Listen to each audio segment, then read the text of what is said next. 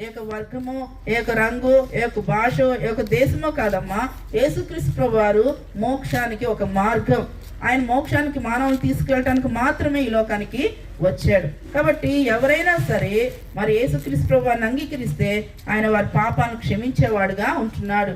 ఎందుకంటే దేవుడు లోకాన్ని ఎంతో ప్రేమించాడు. ఆయన లోకాన్ని ప్రేమించి ఆయన మరి మానవుల పాపాలను క్షమించడానికి ఈ లోకానికి మానవుడిగా వచ్చాడు.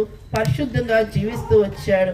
ఆయన మానవుడిగా ఈ లోకంలో ఉన్నప్పుడు ఎన్నో అద్భుతాలు చేశాడు, ఎన్నో ఆశ్చర్యకార్యాలు చేస్తూ వచ్చాడు. మానవుల్ని ఎంతగానో ప్రేమిస్తూ వచ్చాడు.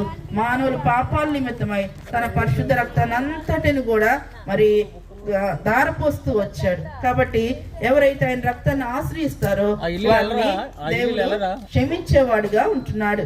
కాబట్టి అమ్మలారా, అయ్యలారా, మరి మీరు ఎవరైనా సరే ఆయన రక్తాన్ని ఎవరైతే మరి ఆశ్రయిస్తారో వారిని మరి పాపం నుండి